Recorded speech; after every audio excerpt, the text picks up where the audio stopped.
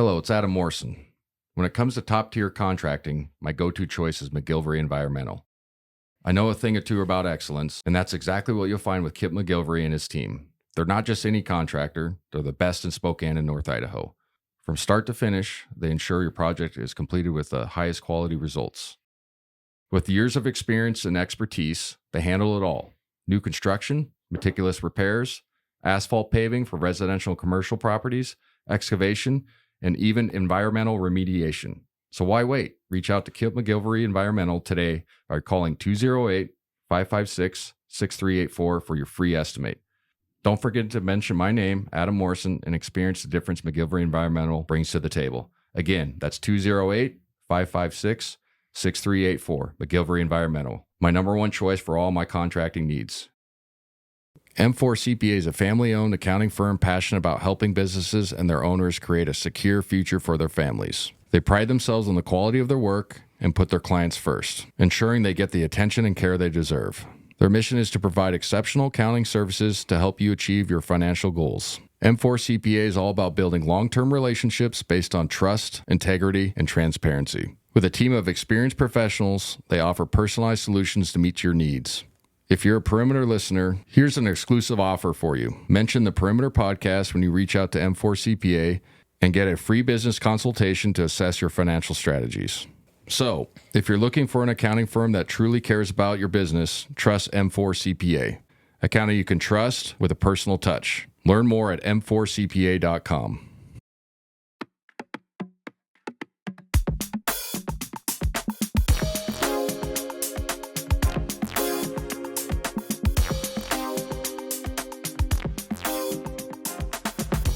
Welcome to the Perimeter, Season 5, Episode 7, presented by McGilvery Environmental, Idaho Central Credit Union, and M4 CPA. This is a preview of the Players Era Tourney. We got number 8 Alabama coming up. It's going to be a terrific game. They put one on St. John's earlier in the season, kind of woke everybody up. And then Maryland. That'll be interesting. We just had a really big loss of one of their best inside players. People probably saw that going around the internet. It was an ugly injury. Hopefully the kid's okay.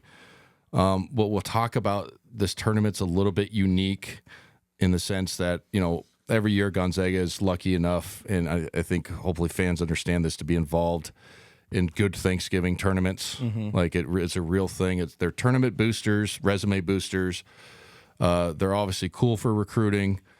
They're great for our fans that, can travel and make that an experience, even whether it's in Portland or then, obviously the two tropical ones. We go to the, Hawaii, then we go to the Bahamas, and then there's been the Disney one. Yeah. And then now there's this Vegas one. So it's cool for people that want to break up the, having Thanksgiving at home or whatever and go somewhere warm.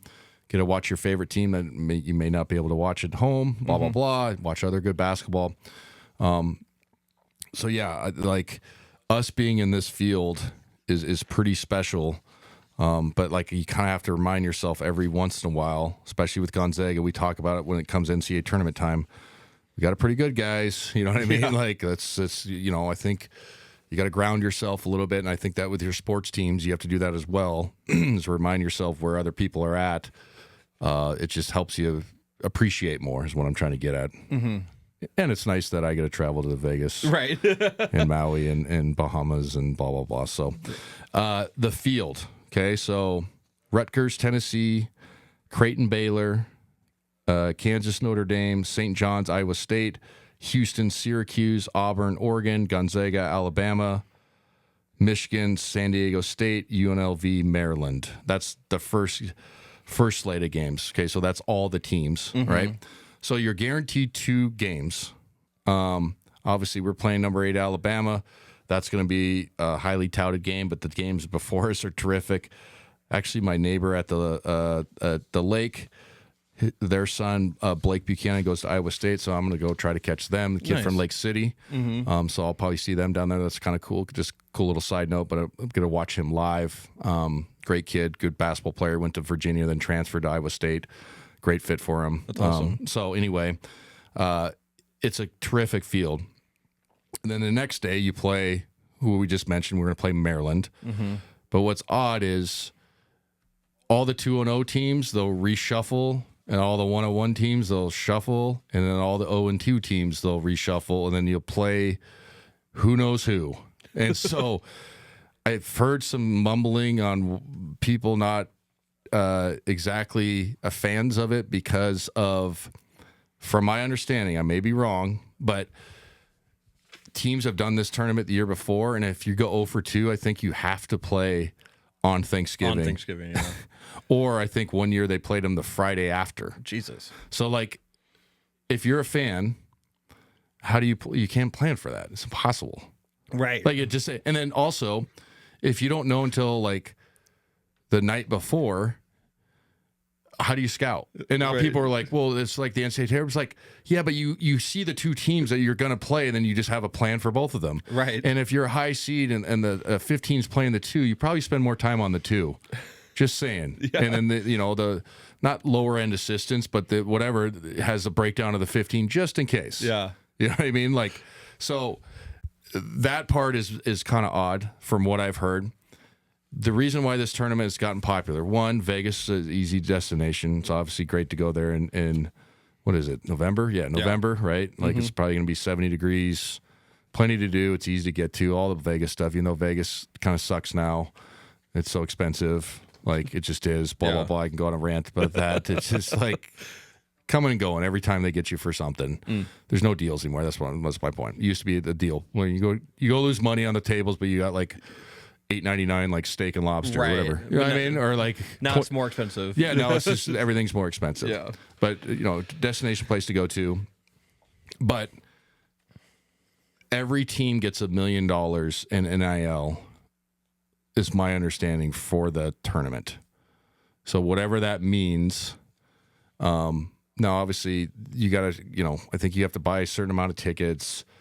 Obviously, I think you have to put yourself up. So you're probably netting. I'm not 100% sure, but just fuzzy math, probably 650 to 800, whatever that counts to. So that's a nice little deal. Yeah, for right? sure. So especially when you're teams that always has to raise money for NIL, and you're not, these major conference powerhouses that, have a $1 billion allotment. We're good at NIL, but we're not Ohio State football, you know what I'm saying? Yeah. So like, I always got to make that clear. Like, we're right in the neighborhood, but we're not, like, there's some that are like, holy shit, like BYU can pay a guy $8 million, one player. Like, we would never do that. Right. Okay. So that's my point, is having that, deal to pay players is terrific. Right.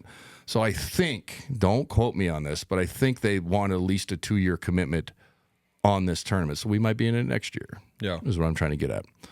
Not a bad place to go. But again, if you go 0 for 2, I don't want to be in Vegas on Thanksgiving. Yeah. I want to be home. Right. Yeah. Or Friday. You know what I'm saying? So like, as much as Vegas is fun, I'd rather have, turkey and mashed potatoes with my kids. And a lot of 99% of the people probably say the same thing, unless you're a complete degen. Right. So I think Alabama's going to be a terrific game. We played them, what was it, 4 years ago at Climate Pledge? 3 years ago. 3 years ago. 3 years ago, got blown out. And it was I think it was kind of like their, I don't know, coming out party, but it was kind of like announced them like, well, we're really good. Like, I got this program rolling in the right direction. Because whenever you think Alabama, you automatically think football. Yeah. Of course, yeah. But you're like, this team is, Sweet 16, Elite 8, Final Four creeping the last 5 years, 4 or 5 years. Like, and they're legitimately talented. They play a fun style. Obviously, they have a backing. They have enough, fun, money to compete in that league. The SEC is terrific in basketball as well. So, this is going to be a game that's probably one of the better ones to watch as far as style. They play as analytic as you can get. Layup or three. Obviously, they'll take a few jumpers, layup or three. Yeah. And so, if you want to watch high-level basketball with a ton of threes, this is the game for you. They have, 1, 2, 3, 4, 5, 6 guys averaging double figures. Aiden Holloway's leading with 21 points a game. Is that LeBaron? LeBaron Fillon is averaging 19.3. And then they have, like I said, 4 other guys averaging 12.5 and below. Yeah.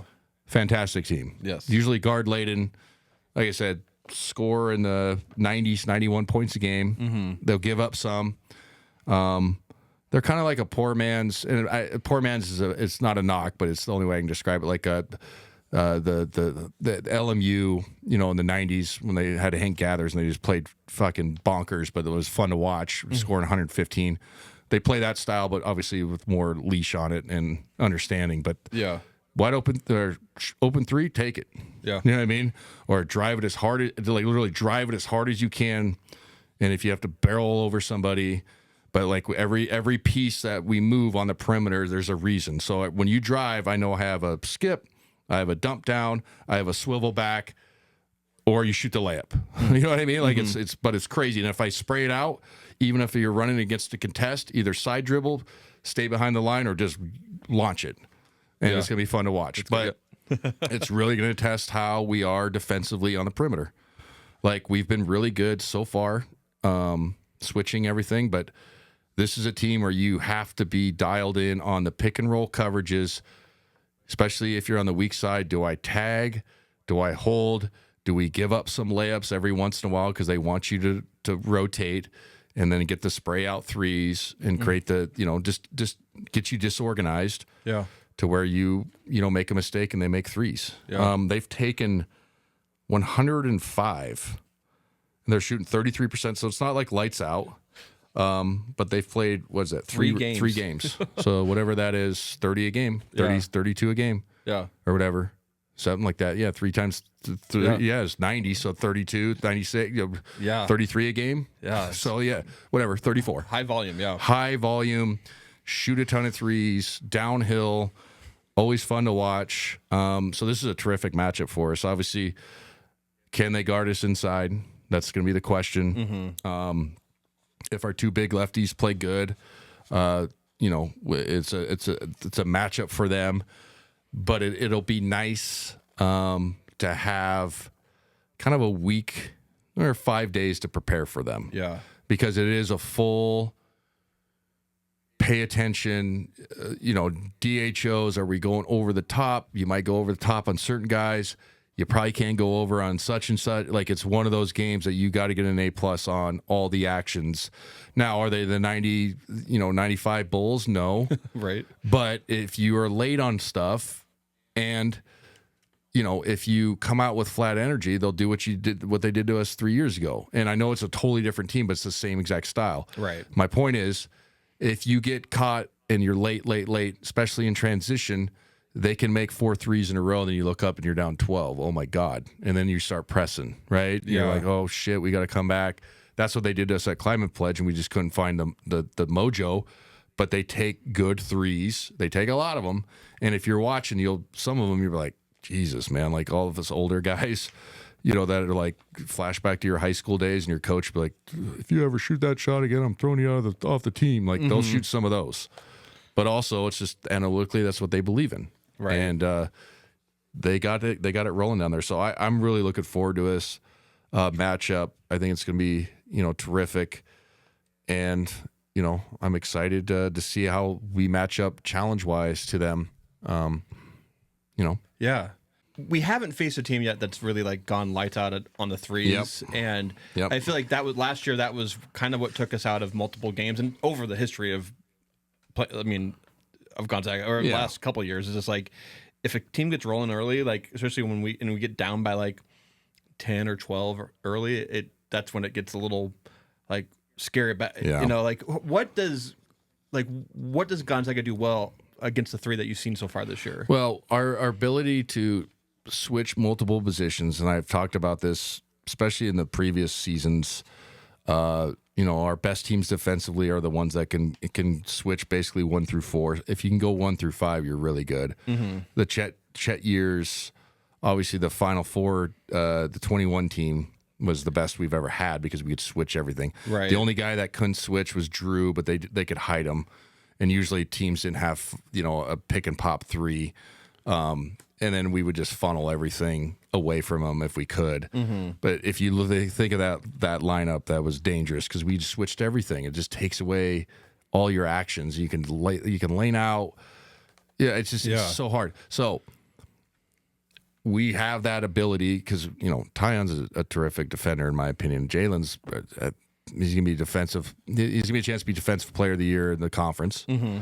Okay, I think Braden Smith's quick, smart, tough. I think Mario's a good defender too.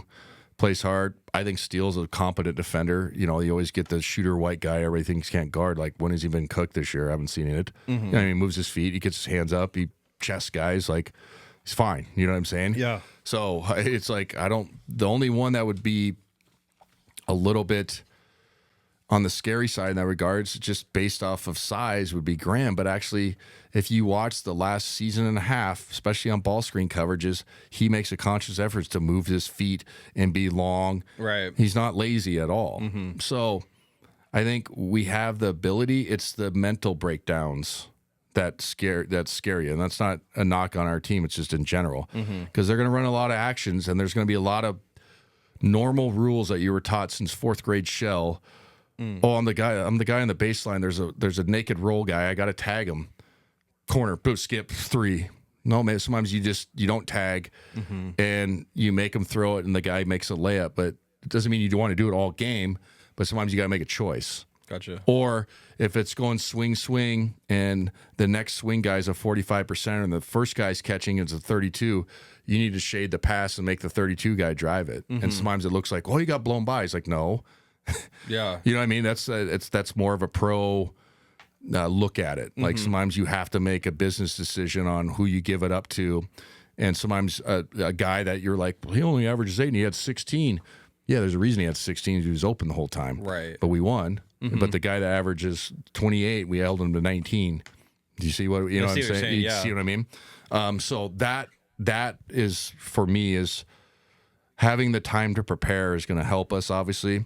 But you can't get an F on this test. You can't get a C on this test. Yeah. You got to get an A on how you're guarding all their actions. And it's no crazy actions that you've never seen before. And then transition. You got to get back because they are a team that will throw ahead and he'll let you shoot it at the first side. I'm like, go ahead. Yeah.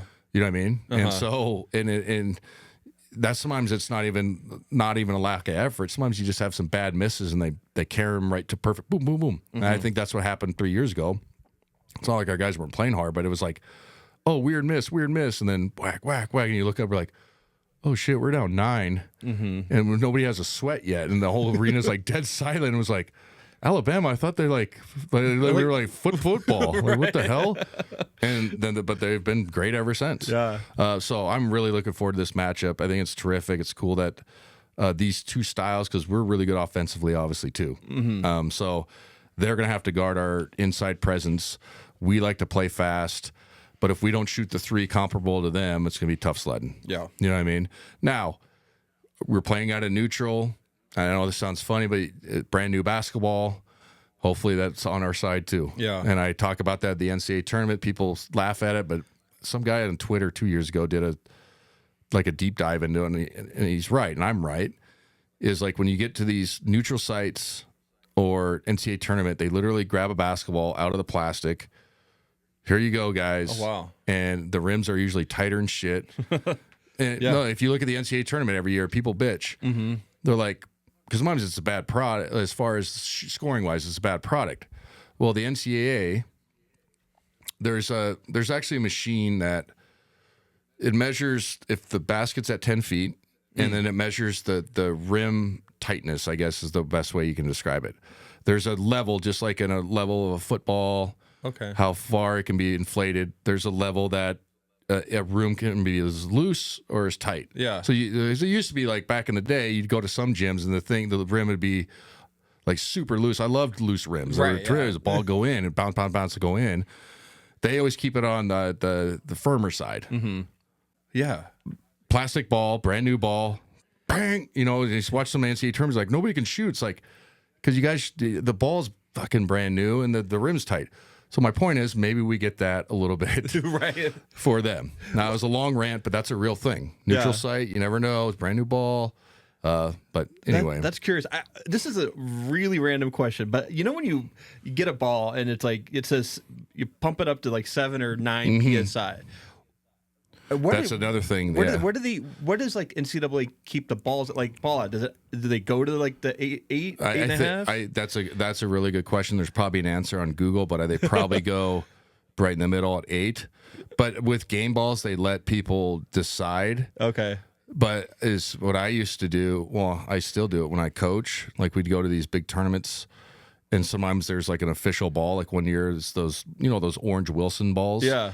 That everybody uses, but I don't think a lot of players like it. They're good when they're broken in, but when they're brand new, they're like fucking awful. Like they're terrible basketballs when they're brand new.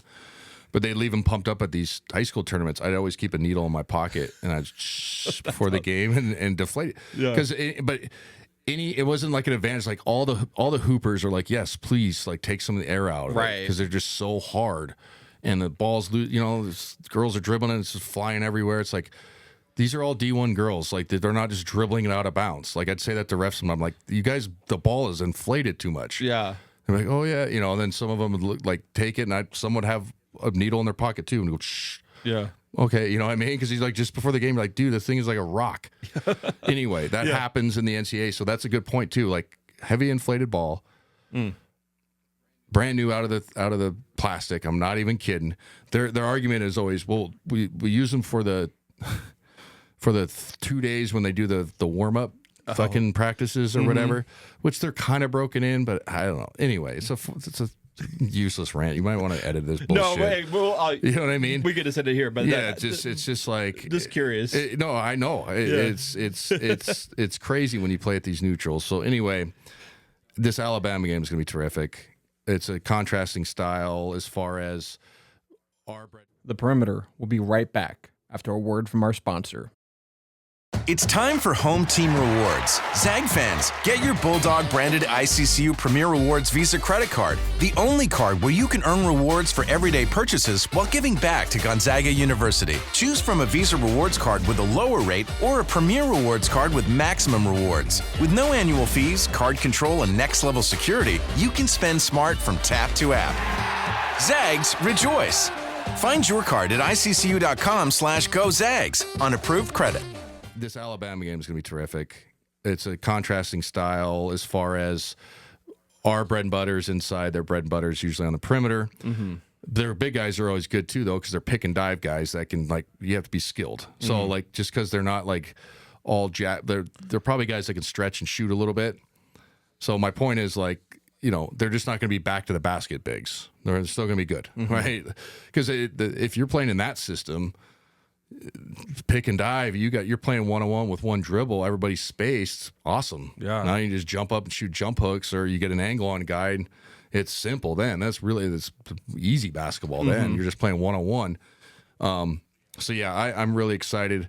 Like I said, having the 5 days or 5 practices, whatever we're going to have to prepare is really useful, obviously. Right. And then having played them before, I know it's new, but having the familiarity of like, okay, guys, we could tell you on film, but we've seen it. They will shoot it from 30 feet right away, and it will go in sometimes. So don't look at us, go, whoa. Or, we tell you to go over the top every DHO, no matter the length. And the one time you're like, well, he's at 27 feet, and I've always gone under my entire life because nobody shoots it for them. Nobody's shooting it. So, but I think personnel-wise, we're much better matched up in theory than we were those 3 years ago, as far as defensively out on the perimeter. But we haven't had to play a team that just spaces you like that. Yeah. So I'm really looking forward to it. So now on to Maryland. After that, hopefully we get a win. We're playing Maryland no matter what. Decent team, 3-1 so far. Lost to Georgetown, but beat Coppin State, Alcorn, and at Marquette, which Marquette traditionally is a good program. Yeah. So it's a big win. It's a program that's historically good. It's gotten kind of back to being relevant. They're never not irrelevant, but like top 50-ish, right? If that makes sense. Had a really good start to the season. They had a really good big Pharrell Payne, and just had this horrific injury recently. He was an 18 and what was he, an 18-7 guy, shooting almost 88% from the field, 71 from the field, 87 from free throw line, like a good, really good, strong NBA type big, had a horrific knee injury. So my point is to bringing that up. Inside, they're going to look way different. Team focus, you got to wonder too when you see a brother go down like that. Yeah. You know, I mean, like how they're going to react. Obviously, they're going to have a game previous to us, but also it's like one of those deals. Who they playing? UNLV, and they get the last game. So, and theoretically, we'll get more rest than them. But it's a game that should be favored, but it's not a walk in the park, and that's why you go to these things. Yeah. So it's kind of one of those deals. Like obviously, it's NCAA tournament. You get a day in between, but not in these. But it's we've done this in Maui and in Bahamas, blah blah blah. So it's gonna be quick turnaround. How good are you? Is playing different style, scout, all those things. We've always been good at that. But it's obviously a new crew, so that's something I'll be looking for. And then obviously how they're going to guard us inside with the injury that just happened. So Yeah. I think it's a good matchup. Obviously, like I said, we're favored, but it's not a walk in the park. And it's not one of those where like our style is just will overwhelm them. Personnel wise, like no, we're personnel wise probably a little bit better, but this is what are they in the Big Ten now or whatever? So, like this is a good or whatever the hell they're in, ACC, Big Ten, Big Ten, I think still. Or they moved to the Big Ten, I thought. Let me look it up. Yeah, so like it's a good game for us, and it could turn into like a quad 2 theoretically if we win. That's a big if, and so obviously this is going to be a great tournament for us. I'm excited for both games, and then it's a TBD for that third game. Maryland is in the Big Ten. See, I was right. There we go. And yeah, I mean, looking at who we could play, obviously the big one who was ranked really high right now is Houston. They're ranked second in the nation, and Oregon would be an interesting one. Oregon too. would be good, interesting too. Yeah, they base it off of. Sorry to cut you off. They go. What's that? Here it is. So the Players Era Tournament Championship is decided through a format that includes group play followed by a championship round based on team performance. Initial stage, the tournament begins with group play or round-robin format. Championship qualification, teams that go undefeated 2-0 after their first two games automatically qualify for the championship and third-place games. Tiebreakers, if more than one team is undefeated or if a one-on-one team needs to be seeded into the final group, tiebreakers are usually to determine the matchups. Whatever is better on TV is what they're trying to tell you. right. That's it. Because I guarantee you, if Houston and Gonzaga go 2-0 and they were close games, they're going to want to see Gonzaga and Houston in the championship. Or Gonzaga, Oregon, Yeah. but the Houston would probably get a little bit bigger number from a college basketball standpoint, but from a North... Well, actually, we won't play... We probably shouldn't play Oregon because we're going to play them later this year. Yeah. So I bet you that's probably one of our things, like, even if we're both 2-0, why we don't need to play each other twice. Yeah. So yeah, that makes sense. So if we go 2-0, Houston Gonzaga rematch of last year's great, what was that, round of 32 or whatever it is it's called now, third round or whatever it is. Go to the Sweet 16 was a terrific game. Yeah, really excited for this tournament. I think it's going to be great for our guys. I think they're ready. This team has played terrific. I think we're ranked, the 18th now or something? We go up a little bit. So as we record this, we are now ranked 13th in the nation. Nice. So Good we for went up quite a bit after the previous week. And and there's just so many teams in this tournament that are ranked. Like Tennessee's ranked, Kansas is ranked, is Baylor ranked? Not on here, but like. No. But yeah, there's just so like Notre Dame, Kansas, Iowa State's good, St. John's. It's just like it's a great tournament. The question I was going to ask you about, like Hawaii or Maui or Battle for Atlantis, like those aren't NIL. They're not. You're getting TV money, right? In theory, no, I don't know. I don't. I think you get put up, but I don't think you get. Anyway, that's a good. I don't know the answer to that, but the draw to that is it's good for your boosters. Obviously, it's cool to play in that thing. Yeah. Everybody gets to take a load off. It's a good recruiting thing. The money return back, I don't know that question. Okay. I really don't. And it's the NIL era, so maybe it changes. Yeah. But I know, like, just like all sports, bills got to be paid. And so, like, I don't know who's behind this tournament, players era, but like what the big money is behind it.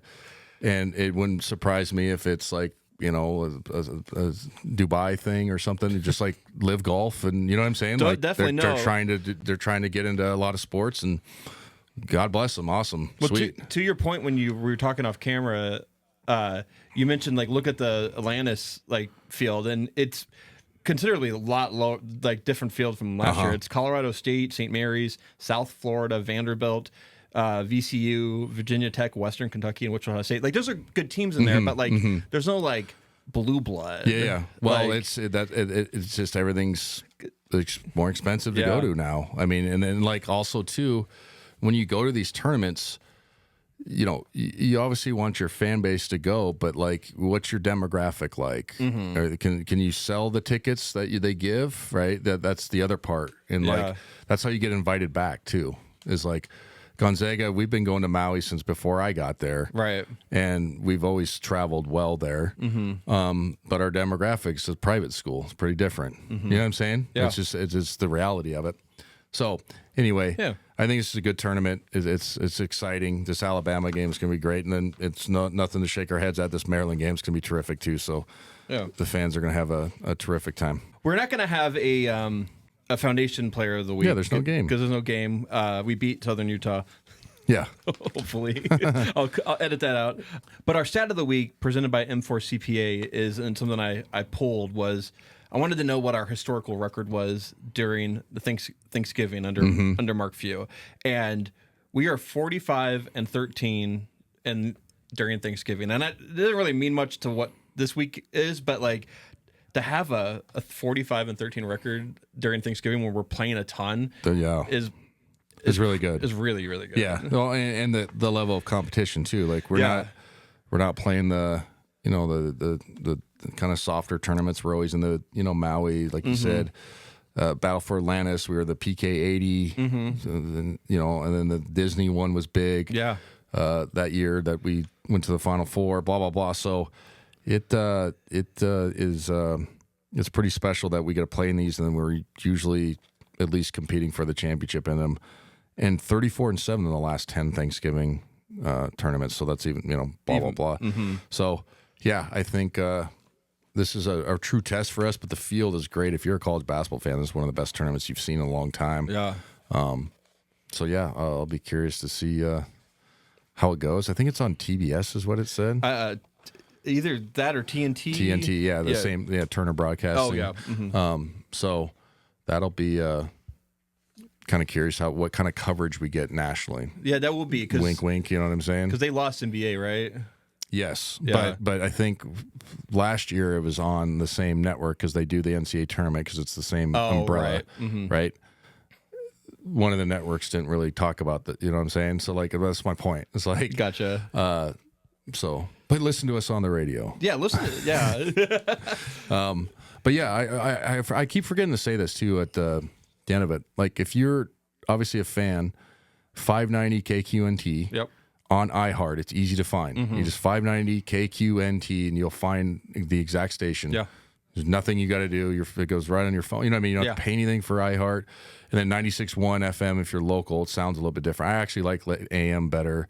Listening to sports, I don't know. It just it sounds more like radio. It's just sports radio. You know what I mean? But because I have people come up to me all the time, like, "How do I find you guys?" I'm like, "It's on iHeart, man. Like, we're not like this. Is not this is not hard. Like even my folks can do it. I've had to walk them through it a little bit, but once they get it, they're like, oh, it's just on that. I'm like, yeah. The way I find games when we're like because I listen live at the home games is I type in 96.1 Spokane, and then it just gives me to the link where I can just like click on the browser and this is perfect. Listen to it right there. Yeah. And because like there was another app that I was using that was it's inconsistent if I can find it or not. Yeah. But it is like it like just listen on like on local. It's yeah. Well, the point is like if you want to because it's obviously the Janet Jackson rule. Everybody knows what I'm talking about. So you can't sync it live. But if you want to listen to the hour pregame and postgame, that's where we kind of delve into what's going to happen live, like going into the game. So that, obviously helps you have some knowledge before. And then you can just watch it on television. I'm cool, man. I get that. But it used to be able to sync it, but that is a 5-second delay or whatever it is. You can, if you're watching like live on on cable TV where you're like plugged in and you're not streaming, you can't do that. But if you're streaming, you can do it. I did it on Friday when you're down in Arizona State, and you just have to time it perfectly, and it's kind of a pain in the ass to do. I'm sure that's what I'm saying. Like, it's probably after a while you're like, okay. And I actually don't mind listening to it on delay because I'm getting everything behind a little bit, and I'm just kind of getting the reactions of what you and Tom are reacting to the game, which is sometimes better than whatever broadcast is up. Nothing against local or anything, but like national stuff, I rather listen to you guys. No, a lot of people. That's just like for any sport. Like the local is because it's more in depth. Yeah. So on to our Ask Adam question presented by Idaho Central Credit Union. The question I have comes from A. Simpson off of Instagram. The Perimeter will be right back after a word from our sponsor. It's time for Home Team Rewards. Zag fans, get your Bulldog branded ICCU Premier Rewards Visa credit card, the only card where you can earn rewards for everyday purchases while giving back to Gonzaga University. Choose from a Visa Rewards card with a lower rate or a Premier Rewards card with maximum rewards. With no annual fees, card control, and next level security, you can spend smart from tap to app. Zags, rejoice! Find your card at iccu.com/GoZags on approved credit. Idaho Central Credit Union. The question I have comes from A. Simpson off of Instagram. Their question is, Gonzaga's up by 2, shot clock is off, and the other team has the ball. Who do you have on the court? We're down 2? We're up by 2. Oh, okay. And the shot clock is off. And they have the ball? Okay. I want Jalen on the floor. It's a good question. I want both our bigs, probably Tyon, and then honestly, you could flip a coin between the 2 guards. Okay. So that's Oh no, actually, hold on. Let me forget. I want Inocente instead of Tyon. Yeah. See, that's a loaded question though. Right. Because what do they have perimeter wise? Are they going for the win? Or they got 4 guards out there? So then I probably take off Braden. Okay. Huff. You have Huff. I don't want to, but then I put in Inocente, Jalen, Tyon. Take your pick with a guard, and then Graham. Yeah. You gotta have somebody to rebound. So my point is, I'm not trying to dodge the question. It's terrific. I got to see what's on the lineup. Right. That's so much has to do with basketball. That's like, who do you have out there? Now, the first one I said, if it's just a normal, quote unquote, traditional with 2 bigs or, power forward and a center, then I'm fine with that. If you have small, then I got to get Inocente and Tyon on the floor and Jalen on the floor somehow defensively. So you see what I'm saying? Yeah. Reverse that, and we're down by 2. Is it you putting Tyon in? Is that who you want in? If we're down 2, I have obviously both lefties in. I have Tyon in. I have Adam Miller in, and then take your pick with the guard. Yeah. You know what I'm saying? Yeah, definitely. And then, but also like the argument could easily made. All right, if we're down 2, like you got to have a steal on the floor, right? For shooting. That's a good so point. Again, like that's a trap question. You're gonna fucking. Like we've mentioned multiple times this season. It's good. It's a good problem to have. It's a good problem to have, but like. There's in those 2 situations, there's 6.5 that I would want on the floor. I know that's not the correct answer, but you got to let me look at what you're putting in. Again, what's the context of the game? Have you guys made a lot of threes? Who's guarding? I got to know that. So much goes into it. It does. Yeah. And that's why you have a staff. And that's why they're always, if you watch games, that's why they're always looking with a clipboard and everybody blocks who they're subbing in. It's so stupid. Like pretty soon they're just going to put up curtains. I'm serious. Really? Yeah. Yeah. Cause you can get those pop-up the curtains like you can in the NFL. I know it's the tent, but why can't you do that? Yeah. I swear to God, somebody's going to do it, and they're going to have to break a rule. Yeah. Or they're going to have to make it a rule. But if you notice, there's always an assistant, and they're like trying to see who's. It's like, oh my God, you got. It's just it's gotten to be, and I get it. You want to try to every advantage, but every team has like 10 polos behind the bench. Yeah, You're there's just a like, lot of guys. Oh on the my bench. God! Oh my God! I mean, like on the bench, it goes all the way down to the entrance. You watch other teams, Yeah. like, and this is not a knock, but like our buddy Tommy Lloyd down in Arizona, he has like 12 polos on his bench. Wow. Why not? Yeah. I want a guy for everything. Mm-hmm. One guy to tie the shoes, one guy to unlace them. Yeah. Who cares? I don't blame him. But like, if you look at the high major programs, you're like, what does that guy do? Yeah. You know, and a lot of them too sit behind the bench with the computers. Mm-hmm. Okay, they're watching the game streaming, and then they're telling the coach if they should challenge or not. That's how that's how quick it's gotten now. Gosh. I know. Yeah. And it's like, what happened to our college basketball? Right? It's just so, but I get it. I do the same thing, especially if you have the resources. Like, give me literally every, if it's half a tenth of a percent of an advantage or 0.5%, like, give it to me. It's more in the NBA, I'd imagine, right? Oh, the NBA, you can get whatever. You can have fucking, there's a coach for every player. I'm not kidding. Yeah. Like, almost. And some teams have the scouting departments that have X amount of scouts. Mm-hmm.